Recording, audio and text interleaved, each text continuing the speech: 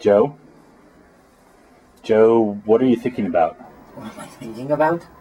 I'm thinking, why am I in this shithole? I'm thinking about someone pulling out all my teeth tomorrow. None of the dentists back home will do it. I have to come to the armpit of the world to have it done. But why come all the way down here? Why don't you just pull them all yourself? Could you? Could you yank out your own teeth? I tried. I had the pliers on my teeth ready to go. I couldn't do it. I can't do it. I can't. I can't do it, I won't.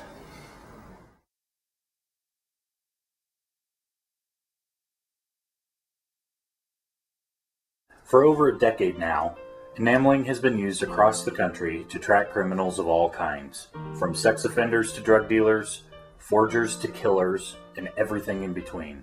Although enameling has become a part of everyday life, the debate over it still rages on. This documentary's original purpose was to cover Colorado's controversial new Amendment 89. However, after witnessing Joe Hoffman's incredible story, our focus changed. My name is Ellen, and I'm the legal representation for Mr. Joe Hoffman. Tell us about den tagging. Den tagging, or enameling, was developed about 10 years ago. It actually started as a way for dog and horse breeders to permanently tag their animals as a specific breed. It was a novelty more than anything else. And what is it now? Now it's used for legal purposes as a safeguard against repeat offenders. States with higher enameling programs have lower recidivism rates. Explain how these programs work. Instead of a long prison sentence, offenders can choose to have their tooth enamel permanently embedded with safe, low-level radiation. The radiation can be detected up to 50 feet. Why tag offenders like this? An elementary school, for example, could set up a detection perimeter so no convicted child molesters can approach the building without an alarm going off. A bank or museum could detect nearby thieves. Companies can do a scan for certain types of crimes before they hire someone. How can someone tell the difference between, say, a child molester or a thief? The radioactive particles give off a radio signal. Different frequencies are for different crimes. This is Wasabi. She was enameled by her breeder before we got her as a puppy. She has the same frequency as robbers, so sometimes she sets off alarms like that.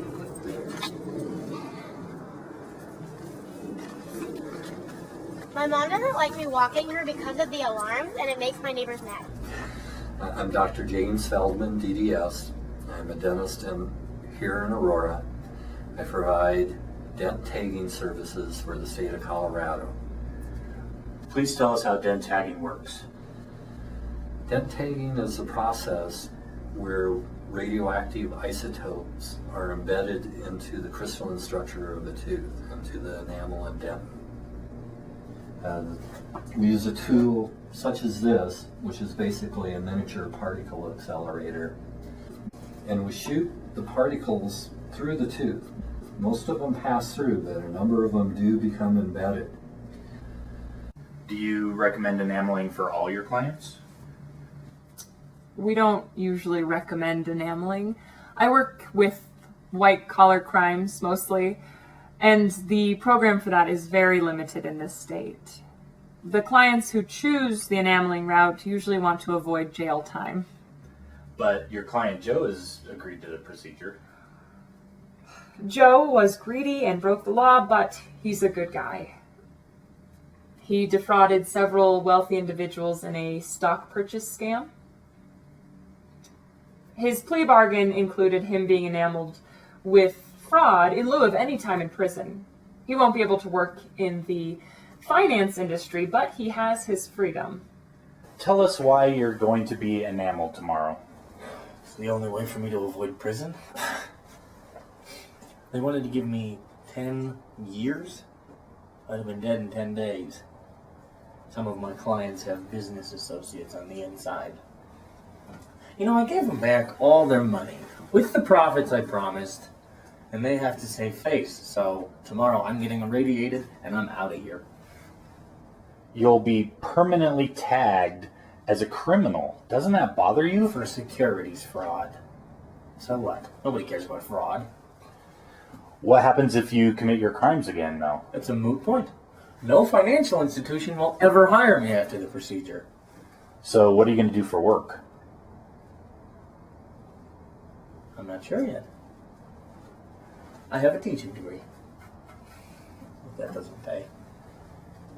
I don't know. I'll get into real estate, maybe some kind of sales. Tomorrow you'll be enameled and everything will be fine. Hardly. You know, when I was brokering financial deals, the money was pouring in. It's like a drug, and I'm addicted to it. So this is probably the best therapy for me. No, it won't be easy. You know, I already had to sell the Beamer and my loft. Won't be able to go to Vegas every month.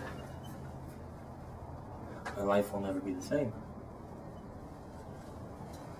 But listen, if it's a choice between that and death, enameling is saving my life. So enameling was the easy way out. It won't be easy for him at all. He had quite a rich lifestyle before he was caught. How do you know that? We were friends before any of this mess. What is he like? He's ambitious in his work and his play. He had very long work weeks, but even longer weekends of constant partying. I don't know when he ever slept. He even volunteered at several local charities. Do you think you two will remain friends after this? I think so. I hope so. The first enameling laws were passed after the daughter tragedy. Sean Sakuda, a registered sex offender, changed his name to Kevin Daughter and moved to Burlington, Iowa, a small, friendly town situated on the banks of the Mississippi River. Stan Gustafson helped his community through that terrible ordeal. I was the mayor of Burlington during the daughter tragedy. And tell us about how the town was before the tragedy. Things were pretty terrible here in Burlington. Businesses were closing up and moving to Mexico. There was high unemployment. People's homes were being repossessed. A lot of people moved away. It was a very difficult time for town. I did everything I could to save Burlington. The last thing we needed was the daughter tragedy. Tell us about Daughter's toddlers. Kevin Daughter moved to town a couple months after I had been elected mayor. He opened Daughter's Toddlers that following spring. It was a great facility. You know, the parents, there was a waiting list for parents to get their children enrolled. He charged very low rates. They had a really good facility. I only met Kevin Daughters once at a fundraiser for the local teen center. He was making balloon animals for the children. Turns out Kevin Daughter was actually a registered sex offender from southern Missouri. He moved here with fake credentials so he could avoid registering in Iowa. Soon, several of the children spoke up about inappropriate behaviors going on at the facility. Rumors spread through town like wildfire. My department immediately launched an investigation into the facility, and Daughter snapped. He kidnapped 7 children and took them on a houseboat to this island out in the river. He had built quite an elaborate shelter out on the island. My men, the FBI, the Coast Guard, we surrounded the island. The standoff lasted almost 3 days as it seemed the entire world watched. But Daughter hadn't planned on being captured. He rigged the entire shelter with explosives. I saw the fireball. Hello, I'm Colorado State Senator Don Fields. Senator, please tell us about Amendment 89. 9 years ago, I helped pass the first enameling laws for the state of Colorado. We were one of the first states to join Iowa in this fight against career criminals. Amendment 89 is just another step to ensure the safety of our citizens. What will this amendment do? 89 provides tools for communities to set up safe zones, areas of the city where dangerous felons will not be allowed. Areas like public parks, schools, shopping malls, areas like that where people need to be protected from these dangerous career criminals. Isn't this just another form of segregation? You're keeping the unwanted people away from citizens of normal society. Prisons already do that. Right? What we do is we give back some of those freedoms. We just restrict exactly how much of those freedoms these folks can exercise. It's really a win-win situation. These enameling laws, they've made America a better place to live. I am the leader of Cavity, Citizens Against the Violent, Inhumane Tagging Institution. Yes, these people are criminals, but they're still human. We shouldn't be branding them like cattle. What about rehabilitation? These victims can't get jobs. They can't walk down the street without alarms going off. There are certain stores they aren't even allowed to enter, and some restaurants sit them in a different section. It does nothing to improve our safety. You have murderers, thieves, and rapists roaming free on the streets. But what about all the detection devices available? Not everyone can afford a radiation detection system.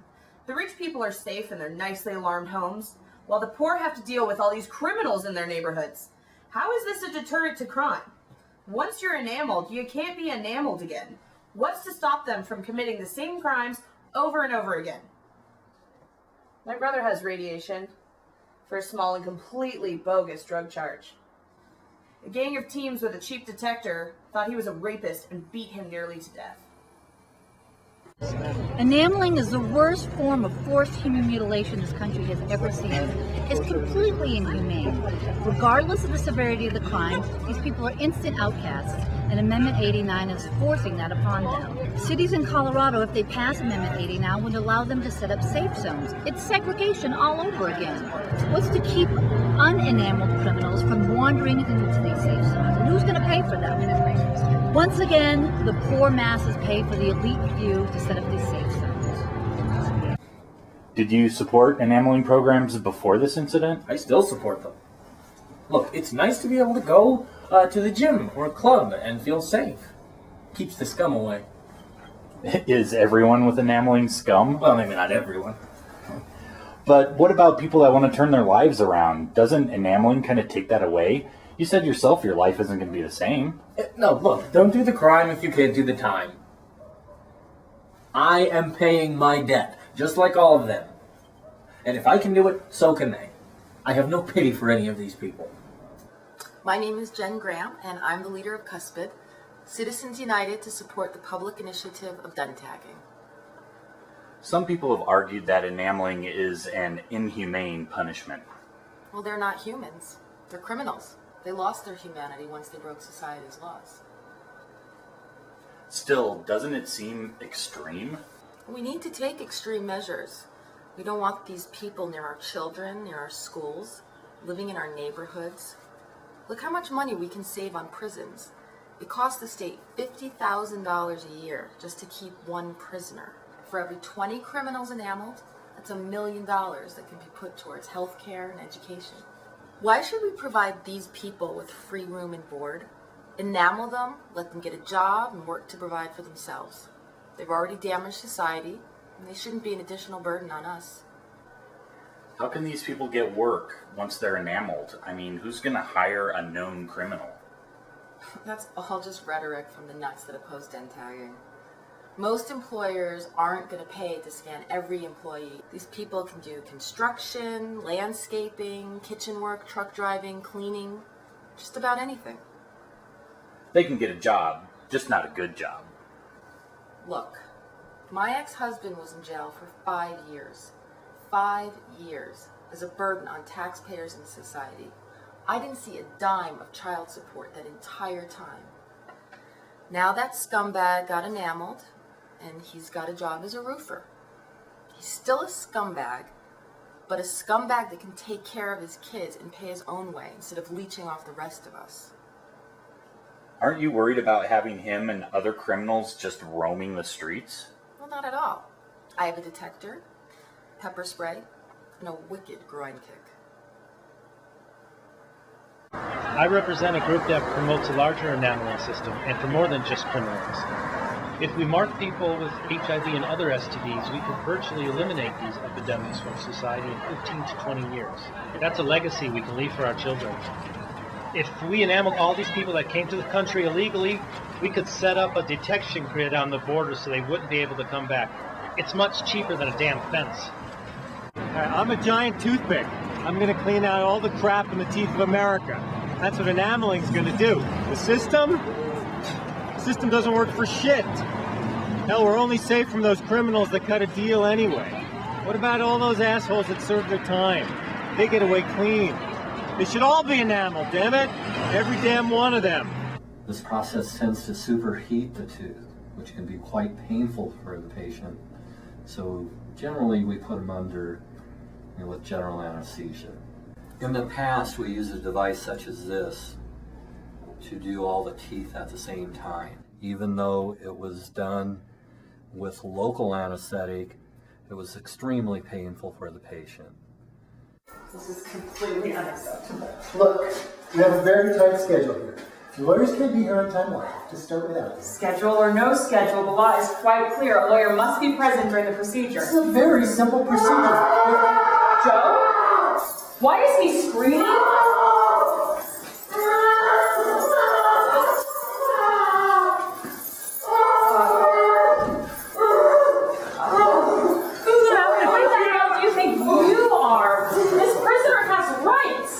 This prisoner has an attitude problem. I think this prison has the problem. Why isn't my client sedated? I assure you my men know what they're doing.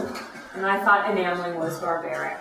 We can't afford a dentist. This is faster and cheaper. It's a normal procedure. And I suppose the bruises and blood are completely normal? The security check took a lot longer than I expected. Sorry to show up after everything is over.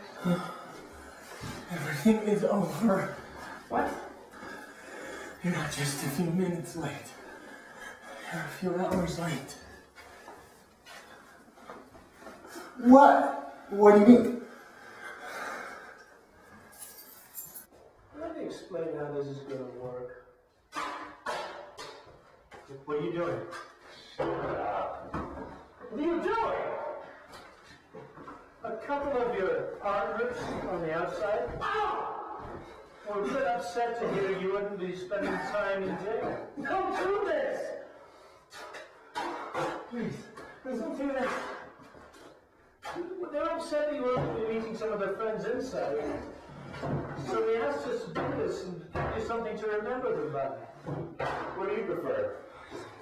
Drug dealer? Oh, this. Rapist? No! Serial killer? No! Homicidal maniac. Oh. We'll get through them all. Do this. You sorry bastard. Sick. This is fun, isn't it? Oh!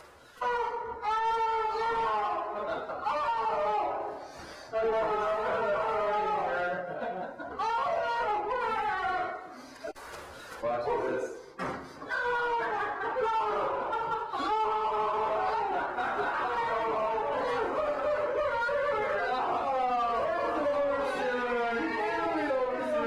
After enduring over 3 hours of painful enameling applications, when all was said and done, Joe had been tagged with the radiation for 26 different criminal offenses that day. It's segregation all over again. It's fascist, it's discriminatory, it's the scarlet letter, Big Brother, and concentration camps all rolled into one. There's nothing Big Brother about it. Enameling is just another tool for businesses and law enforcement to use, and it's much faster and accurate than sex offender registration or background checks ever were. So, what have the last 6 months been like for you? Difficult. There aren't a lot of jobs for me. Some places won't take thieves, other places won't take sex offenders. I have papers verifying that my enameling was accidental, but most places won't let me past the door. You should be ashamed of yourself. It's not. Who let you out? It's not real. It's a mistake. I'm sorry. What's your reaction to something like that? Things like that happen to me every day. A detector on a kid, or a detector on the outside of a house, or an alarm outside a restaurant or a store. I can't go anywhere. I can't buy anything. It took me 3 months to find a place to live. I used to do multi-million-dollar deals. I had an expensive downtown loft, I had 3 cars. Now I can hardly buy groceries. So what will you do now? I don't know. There's no precedence for what happened to me, so the authorities won't help me. But couldn't you just get dental implants and just disappear? Implants are just as bad as what I have now. Any dental exam will show them, and unregistered dental implants will land me in prison. And dead. So what's your plan? I have no plan. But Joe did have a plan. We followed him to the tropics where he would consider the unthinkable. You're here for more than just teeth pulling, aren't you? I don't know why I'm here. We spoke with Dr. Black yesterday. You know exactly what's going on, don't you? I'm about to become the monster everyone thinks I am. I assume you're here to talk about tomorrow's procedure, right? Yes, tell us what you're going to do. Well, now, my main practice here is doing dentistry for the local children. I do, however, have a side business that helps me pay the bills. You see, a few individuals come to me to have their tainted teeth removed. I either make dentures or I do implants. Those are risky, though, because, well, getting caught with unregistered dental work back in the States can get you into a lot of trouble with the authorities. Now, the only foolproof way around enameling is to have a whole new set of teeth transplanted. That way, a standard dental exam will reveal nothing suspicious. A whole new set of real teeth? How does that even work? Well, I acquire a set of freshly extracted teeth from my local source. I then implant each one into my patient one by one. And, well, they'll be on pills the rest of their lives to prevent rejection, but they'll be clean.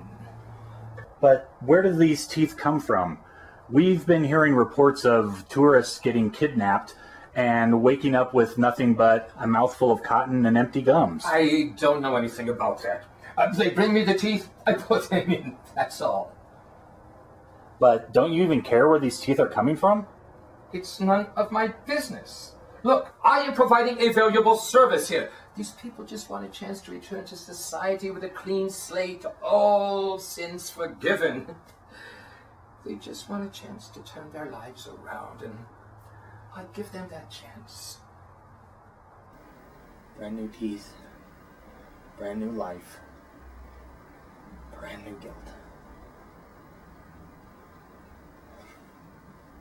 I'm not a monster. I can't do this.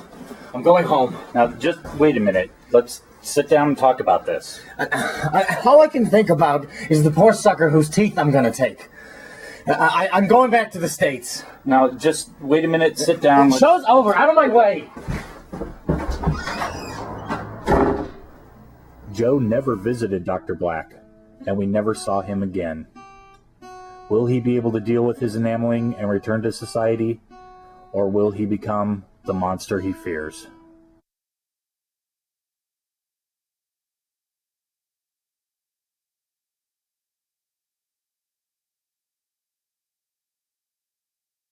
Who's next? Mr. Richard Harrison for the investment advisor position.